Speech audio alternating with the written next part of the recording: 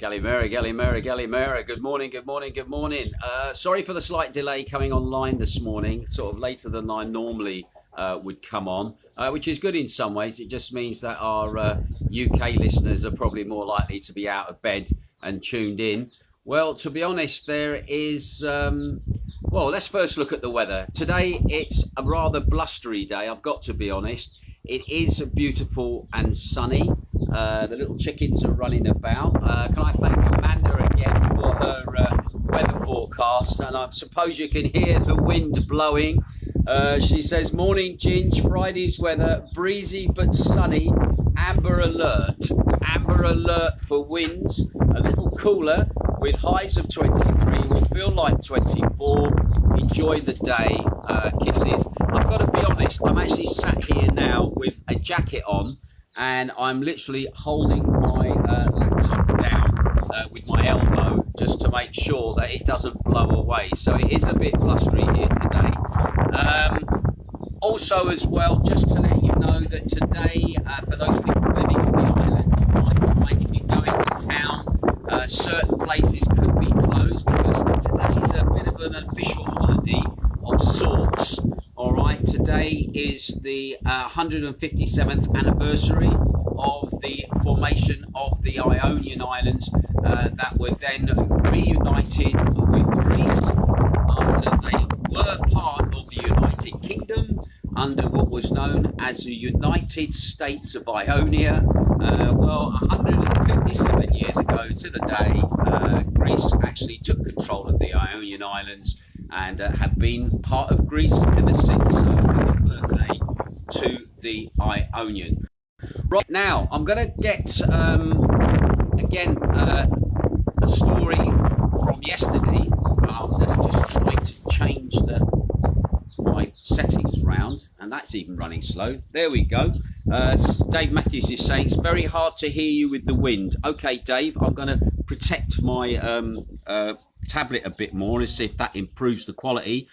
Yesterday there was all this excitement about this arrival of a flight from the UK, the first UK flight by Easyjet here into Zakynthos.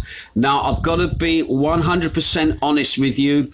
As you can see from my little tab, I am totally confused as to whether this flight arrived or not. And the reason why I am confused is there's been no mention in any of the local accredited press that the arrival of the Liverpool flight from Easyjet happened. People have been talking on Facebook that, oh, it's landed. People have been sort of Chinese whispers, it's landed. But I see no official information from Hermes News, Emira, Zante 24, Zante Times, or even the Zante Informer on their main page to say that it actually landed and took off. Now I'm looking at a message from Mike Glatley who says, saw it take off. Okay, Mike, I believe you. You're the first person who can actually tell me that you've actually seen it. And once again, if it has arrived, fantastic. What is interesting for me is no mention of it in any of our news whatsoever. I've got other people now saying, yes, it arrived. Well, if it arrived, that's fantastic, all right? Because the only story that had anything close to the story of a flight coming in from the UK, which it didn't, but the one story that was published in the local press here was of the interview yesterday by the British Transport Minister, Grant Shapps, on Radio 4. He said at the moment, orange countries are not free to open for travel, and we urge the British not to travel to these holiday destinations. Mr. Shapps called on travel companies to be flexible with their customers who face problems as a result of restrictions, saying that there was protection for the holiday packages through the ATL system.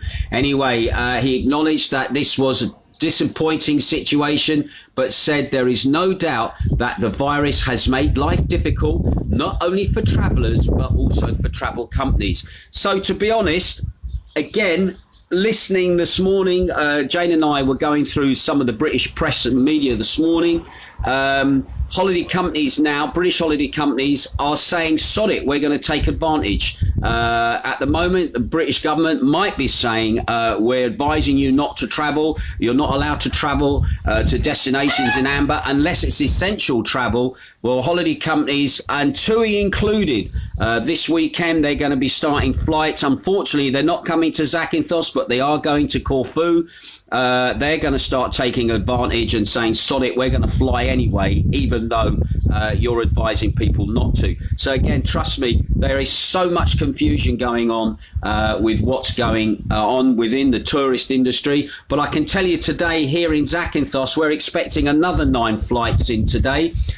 6 flights from Poland, 1 from Amsterdam, 1 from Belgium, and also the shuttle flight in from Athens. So again, just to say now, people are already telling me now that flight yesterday did arrive from Easyjet, and I'm pleased it's arrived. But I'm also a little bit concerned that our local press is not covering this story.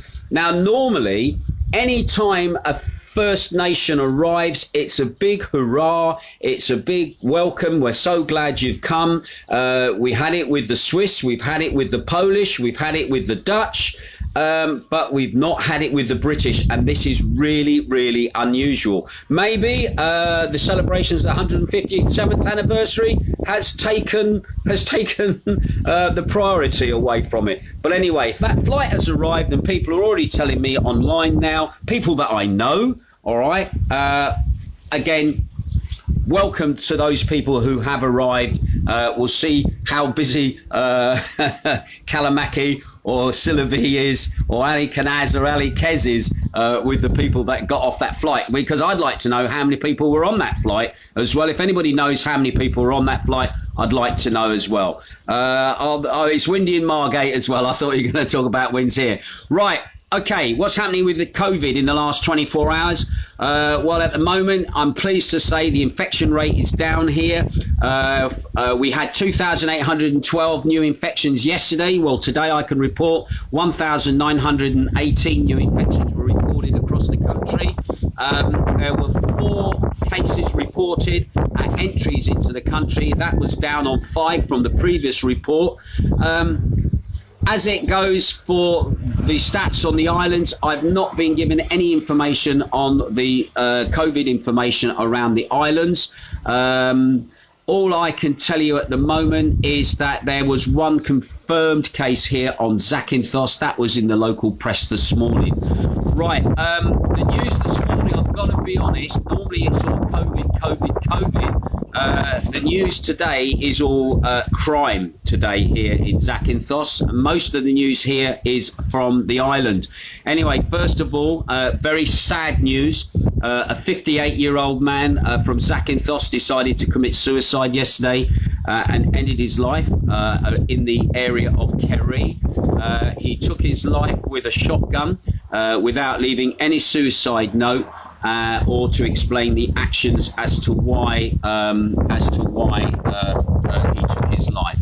Anyway, our condolences to his family for their loss at this time. I know some people are saying that you're finding it difficult for me to be heard. I'm going to bring myself a little bit closer to the screen. I hope that might help the situation.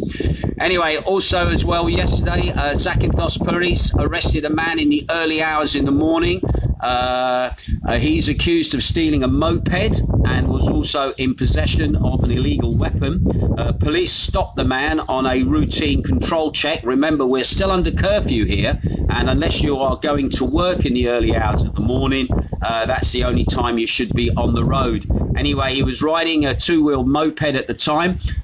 He had actually taken this moped that he was caught on, or he was accused. He took the moped, and he was also found to be in possession of a replica pistol as well, which the police confiscated. Preliminary investigations were carried out by the Zakynthos Security Department, and the bike was then returned to its owner, and the person is now to appear before the prosecutor.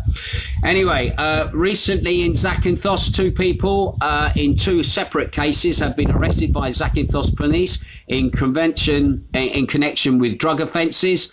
The first case concerns a local national who was arrested in the early hours of Monday by police officers, and then a second man who was described as a foreigner. He was arrested on Tuesday night by police officers of the Dias, that's the guys on the motorbikes, and he was found to be in possession of a small quantity of hemp.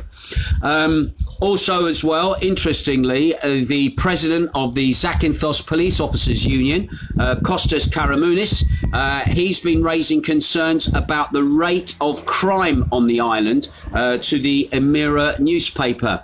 After the murder of businessman Dimis Kouroufakis in the centre of the city centre, he said, "Our union has always pointed out the issue of organised crime in Zakynthos and the increase in crime among competent officials." He also stated that this starts from many years ago. Services and leadership know the causes. Unfortunately, we have not heard in all of the previous years. We have become fortune tellers of evil, and we are unfortunately confirmed once again. We're confirmed once again this year. He also said, "We have repeatedly mentioned in our reports, which we believe are in the archives of our service, regarding the crime that plagues the island of Zakynthos. The crime is now at its peak, but from our experience, there will be an upward trend. A crime rate that is constantly increasing in alarming dimensions, quantitatively and quantitatively, Greek thing there, with the citizens' sense of security being at an alarmingly low level." He also said, "Also, the police to citizen ratio is overwhelmingly against the police department of Zakynthos compared to other divisions." He said, it is necessary to confirm in our remarks every year in the worst way to cause intense and reasonable indignation and concern of the society of Zakynthos for the growing crime. Statistically, he said, if we take into account that Athens has a population of 5 million, and with these murders or crime in proportion to the population of Zakynthos, the murder counts every year, the percentage of crime is higher in Zakynthos with its 50 to 60,000 inhabitants. I've got to be honest, I think his number of inhabitants for the island is higher than what I think it actually is. But again, this is a point that's been raised, that even the police union here is worried about the amount of crime that's here on the island, that is organised crime, and is obviously worried about the situation. Now, interestingly, yesterday, a multi-page report on powerful criminal groups operating in Greece was handed over to the prosecutor minister, or the Minister of Citizens Protection, Michalis Kyriakides, and also to the security commander of Attica, Petros Thriatakis. Now, this secret document has been prepared by the security services in recent weeks, which has been analysing in detail the structure and development of organised crime in the country over the last decade. Now, Mr. Kyriakides' initiative was accelerated after a series of developments, including the April assassination of the journalist George Karavas. Now, he was very famous. He was an undercover reporter. He was very successful in revealing a lot about organised crime in Greece, and he was murdered actually just a few months ago here in Greece while returning from work.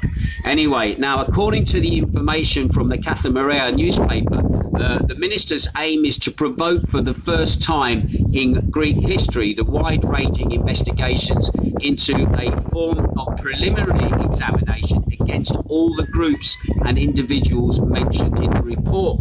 It should also be considered very probable that the supervision of this large investigation will be assigned on the initiative and the decision of Mr. Pliatatis to a Pacific prosecutor. Now, the Pacific prosecutor will supervise all the investigations that will be carried out by the individual services of the Hellenic police with the information of K stating that the process of his promotion have already begun. Now, it looks like what they're going to basically do, the prosecutor's not even going to be named. The prosecutor is going to go under an initial. So obviously his identity is obviously kept a secret while these investigations are going on. Now, sources from the Ministry of Civil Protection and also from the police revealed to the newspaper that the second report to the prosecutor of the Supreme Court lists the names of 500 people who have have been highlighted to the security investigation for organised crime cases, which concerns everything from drug cartels, extortions in the last decade, smuggling of cigarettes, fuel thefts, and also pimping as well. That's the words they're actually using. I think we'd use another word for that, a bit more politically correct one. Anyway, they said that they form the part of what they call the 20 Central, the 20 main gangs. Anyway, which the report says that they are obviously looking into. They're also going to be looking upon not just on localized activity within areas, but also how they are connected at regional levels as well. So they're basically going all out to basically investigate these 500 people that have been arrested, but some of them have been convicted and sentenced to time in prison, but they are continuing to be active in organised crime, even from inside jail as well. And this is not the first time. You may remember in Patras there was a raid in the prison there where mobile phones were found hidden inside, and operations were being run from within inside the prison service themselves. So anyway, it looks like that this document is now raising and ruffling feathers. The security forces also said that there's also been a kind of a secret war been going on as well, which says there has been what they call a night war been going on for the last 3 years. This is basically rival gangs fighting it out between each other. And they're saying that they're also looking very much so into what's been going on in the activities of that as well. They also said there are also references to the entry of night entrepreneurs' activities, such as oil smuggling, as well as a tender for the control of activities in Mykonos. That means as well that organised crime has been getting involved in the bringing in of oil and fuel onto the islands. You've got to remember, we still have a lot of independent little garages here in Greece, where people still run the old mom and pop service stations. They're not all being run by big oil companies. So again, there's obviously talk that there's been inappropriate going on with what can go on there. Anyway, the minister proposes to take joint action in the course of the investigation to take the necessary legislative investigations to facilitate and basically cut down on crime. And one of the words that he's using at the moment is they're going to follow the money. And that word has been used in so many investigations in the past, to follow the money. One thing that has been done, and I don't know if you've noticed this, but there's been a real tightening up of online banking, of doing business with plastic cards, with phone calls to confirm that you are the person doing a transaction at the time, as infuriating as it can be. Some of those measures that have been put in place are in connection with what's been going on behind the scenes with the police, and investigations that are now either underway or about to begin in other places as well. So anyway, and finally, I was hoping to have some information about how Greece got on yesterday at the Eurovision Song Contest. Nothing. I want to know if Greece got in or not, but I've not found it with everything else that's going on. But already I can see lots of people making comments as well already, so I'm going to quickly look at those comments. I hope the news this morning hasn't been too depressing as we get ready for a weekend. Oh, and by the way, thank you yesterday to Dean and also Andy P. I met up with Andy P yesterday, Neil as well, and also Thunder Elvis, Brian. We all had a little game of pool yesterday and chatting away about the season and everything else. Nice to catch up. Dennis yesterday has said that Magdalena's bar is going to open on the 29th of May. Come what may, the bar will be open. We were there yesterday. He's getting everything sorted. So the 29th of May, the bar will be open. Hopefully, this music ban might be over by the 29th of May. If it's over, it's over. That's me back to work. If it's not, the bar obviously with no music. And also interestingly, yesterday I was told that the police now are telling bars they are not to even have the commentary of their live sport now on their TV screens. That must be now turned down as well, in case people should start shouting at the TV because their team is not doing too well and there's a danger of spreading coronavirus inside the bar. So anyway, just to let you know, Magdalena's is back, turning and burning from the 29th of May, which I'm really pleased about. Right, let's have a quick look who's tuning. Lots of people making comments at the moment. Alfling, nice to see you. Mike Glattenley, nice to see you. Thank you for that comment there, that you've seen it. Andrew the Fridge Watkins is watching as well. Dave Matthews says, good morning. Weather here is crap. Well, the weather here is sunny, just bloody windy. Joan Bamford is watching. Chris Smith is watching. Maria Halberg is watching as well. Shane Bowen is watching as well. Dave Matthews says it's very hard to hear you with the wind. So hopefully, I hope you've heard some of what I've said.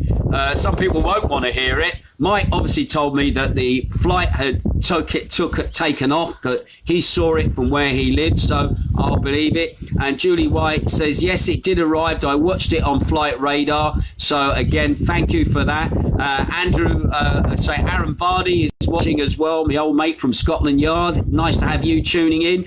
Julie White is also... thank you, Julie. Julie said that there were 58 passengers on board. I'm so pleased about that. Tony Roberts is watching as well. Catherine Ling is watching. Gail Marsden is watching. Dave Lismore says, morning, Ginge. Time's just gonna get my kite out, so I will see you in about half an hour. Let's go and fly a kite up through... Mary Poppins, bless you. Gillian, Janet Ferrant is watching as well. Andrew Geach is watching.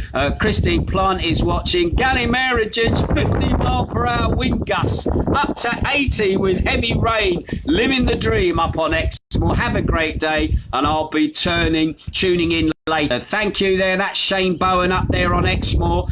Once again, don't forget, it's a busy day broadcasting for me. First of all, I've got my Requests and Inspiration show. That's going out at 3 p.m. your time in the UK, which is 5 p.m. my time here. Your choice, your music request. It's going to be a bit of a Eurovision special. I just saw somebody say to me quickly, Greece has qualified for the final, so I shall be doing a bit of a Eurovision thing this afternoon, playing the entries from Greece, playing the entry from the UK, also the entry from Cyprus as well, which has got satanic overtones and has caused a controversy over there. And I'll probably put the Albanian one in as well, to see how Albania are faring, and probably Ireland as well. We'll have a look at those tunes and we'll see what you reckon, whether you think England could win the Eurovision Song Contest. But you've got to remember, it's not just so much about winning the Eurovision Song Contest, it's can you afford to host it the following year? That's the big question. Supposedly the Eurovision Song Contest is from Rotterdam this year. How they're running it, God knows. I can't even find that online at the moment, whether there's going to be a real... if they're really, if they're going to have a real audience, it's going to be a what do you call it, a thingy audience, a viral audience, a virtual audience, but we'll see. Anyway, Patsy Ann Dobson says, good morning, Ginge and Jane from Windy Margate. Sounds like you've got winds too. Hillary Rogers is watching as well. Thank you, Hillary. Dave Lismore says, hang on a minute, I've lost Dave Lismore. Where you gone, Dave? Sue Egden's there. Gail Martin said 58 people on the flight. Thank you, Gail. now. Steve Hinkling at the moment, I know his bubble has burst. He's had to go into quarantine now where he is in Stoke-on-Trent because somebody's tested positive in his school where he works. Anyway, Andrew the Greek says, hello, Ginge, from a very wet and windy Wales. Everybody's got wind today. Isn't that strange? We can hardly hear you. Sorry, Julie. Will Bland is watching. Barbara Telfer is watching. Gallimera, Ginge, very windy over here in Sweden. If you're blowing away this direction, you're welcome for a coffee or a beer. Have a lovely Friday. Thank you very much. Well, if I do happen to blow over to Sweden, you'll be the first door that I'll go and knock on. Thank you for that, Maria. Steve Hinkling is looking in. Christine Ann Hunt, Emma Marco, Peter Lee. Is that Peter Lee over in Kefalonia tuning in, having a snoop? Well, nice to see you, fella. Long time no hear. Jack Harmer is tuning in as well. David Douglas says, morning, made broadcast today, windy, wet and very wet in Fife. Thank you, David Douglas. Nice to have you tuning in from Fife. That is Fife, isn't it, in Scotland? We're not talking Fife, Australia now, as has happened in the past. Patsy Ann Dobson just got the news that you can travel to Spain from next week without quarantine. Well, you're ahead of the game because I haven't heard that yet. Thank you for that. Anyway, you can come to Greece without quarantine as well, but you've got to go back and have the quarantine. So is this quarantine when you get back? It's not so much about going over, it's the coming back. Hopefully that might mean that all this madness might slowly start to go away, and they might actually say, right, let's get everybody back to normal. Let's get travel back to normal. Take your chance with the Indian variant. It's no worse than any of the other variants, to be quite honest. And when you look at the death rate in India, for the amount of the population, they have 1.4 billion people. And I think how many people died so far from the Indian variant? Something like 4,000. Do the maths on that. That's 0.44 of something. So again, it's all bullshit as far as I'm concerned. Anyway, Peter Dyer says, good morning, Ginge. Here now on Pete Dyer, as Zanti Pete is no more. Facebook account was hacked and shut down. Oh my God. He was a prat anyway. Thank you, Pete Dyer. You'll always be Zanti Pete to me, all right? And I'm looking forward to you hearing my Northern Soul show that I've got lined up for this weekend. It's an absolute cracker. And your favourite artist, Major Lance, actually appears in the show, not just singing, but telling us about his career. All right, so look forward to that, you Northern Soulers. Anyway, Tony Ardley is watching as well. Heather Nash is watching. Hilary Rogers says Greece qualified for the Eurovision 2021. Thank you for that, Hilary. I'm so pleased. Howard says we watched on BBC4 yesterday. Greece are in the final. Oh, well done, fella. I was busy watching Bloods yesterday. Me and Jane actually sat and watched some telly together, something we don't normally get a chance to do. Joan Bamford said, morning, Ginge, very blustery and rainy here in Yorkshire. Heather Nash says, it's all bloody ridiculous, mate. Thank you very much. Jerry Coyle is watching. Dave Matthews says, no, you did not make the finals. So UK did not, just Googled it. Oh no, according to, here, more confusion. Dave Matthews is confusing us now. He says we haven't made the finals. Oh my God, this is 2021 all over. Are we in? Are we out? I've had two people say we are in it, Dave. But I think, we might be in it. Yeah, Greece hopefully are in it. But again, as I said before, do you remember when I think it was Eurovision, something in about 2009, 2010, and there was a danger that either Greece could win the Eurovision Song Contest or Ireland could win the Eurovision Song Contest. And the danger was, would they be able to host it if they won it? Because certainly Greece couldn't afford to host it. Ireland was having its economic crisis. And all I thought, well, if Greece or Ireland win it, it'll be held either in a taverna in a back street in Athens, or it'll be held in a little pub somewhere in Dublin. Eurovision. Could just imagine. And the next country up is Israel, hey! And that would be like, and I think that would be a fantastic Eurovision Song Contest coming from a small pub somewhere doing it all live rather than a big, huge show would make it interesting. Anyway, hang on a tick. Let's see who else is talking. Looking forward to your show later. Horrible weather in Birmingham. Thank you there. Paul Harrison says morning. Peter Dyer. Oh, I seem to be going back in time. Hang on a minute. David Matthews says Norway, Israel, Russia, Azerbaijan, Malta, Lithuania, Sweden and Belgium are all through. And lastly, David says the Ukraine. Oh, the Ukraine. Are they singing in Russian by any chance, I wonder? Anyway, we won't go there. David Matthews says UK got through because it pays for it. Yeah, that's true. We're what they call the top five. The top five don't have to compete. They're just in it. That's it, full stop. So, yeah, and trust me, it's a bit like the EU, isn't it? I'm surprised that we did remove ourselves from the Eurovision Song Contest now that we're an independent country, as it were, because we obviously pay. And it's believe it or not, it's all to do with unions, actually, the way that the Eurovision Song Contest is organised. It's the way the unions from each of the broadcasters around the world all linked together, which started it. But the interesting thing was it then got opened up to the likes of Israel. It then got opened up to the likes of Turkey, who are not really European, shall we say. And then obviously we've got like the likes of who else? Oh yeah, the Australians. How the hell did the Australians get in the Eurovision Song Contest? I know they all speak with a slight English accent, but again, we'll wait and see. I'll be seen to see, did Australia put a team in this year? Well, anyway, I don't know. Hey, I love Eurovision. It's good fun. Anyway, Patsy Ann Dobson says, yes, when we return, sent on to your Facebook. Okay, let's have a look. I'm just having a look through. Big shout out to Sam Curtis. Oh, that reminds me. The Dance Anthem show from last week has done absolutely mega on the Mixcloud chart. I'm in 4 different categories, from trance, pop, house and dance. I just couldn't believe the stats for that show. Absolutely awesome. So I'm really pleased about that. Denise Driscoll is watching. Sam Curtis, he says, hi Ginge, just glancing in from my work. Stormy here. See you for the afternoon show later. I'll have a couple of requests. Thank you for that. Big shout out to Dave Burns up there in the Wirral. He says, morning Ginge from a sunny Wirral. Oh no, it's not. Cheers for that, Dave. Thank you very much, big buddy. Paddy Brolly is also tuning in as well from Cumbria. I bet it's windy up there and all. Barbara Cocker is watching.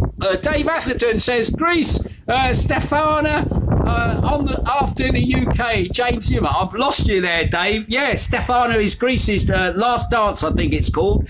Really good tune. I do like it, actually. A lot of people listened to it on my show the other day, liked it as well. Right, that's it from me. I'm babbling on too much. I'm pleased now that it can be confirmed that this Easyjet flight arrived, even though none of the local media here has covered that story at all. Maybe there might be some little attachment to it. The confusion still reigns in the UK over about coming away on holiday. The government is saying, no, you can't go, but the holiday companies are saying, sod you, snaps, we're putting the flights on, and if people want to do the 10 days quarantine when they get home, I'll leave the choice to them to make that decision for themselves. They're all bloody grown-ups, aren't they? They should be able to do what they want to do. We should be able to travel. We should be able to move. And Mr. Mitsotakis, this afternoon when you give your brief, stop the music ban in bars. That's all I want out of you at the moment.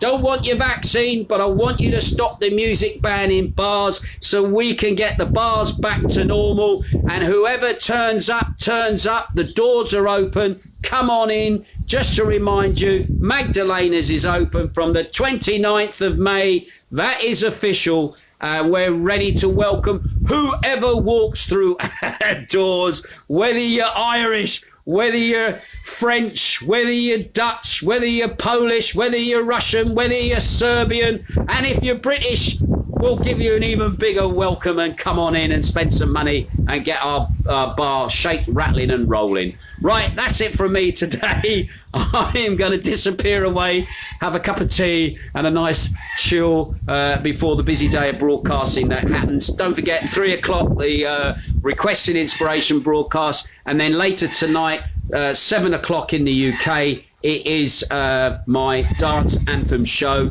So come and join us on beatsradio.co.uk. And also look at the new website. The website's been revamped and it's looking a lot better. And well done to Ben for revamping the website. And I'll look forward to hanging out in the chat room later tonight in there. Right, that's it from me. You have a great day.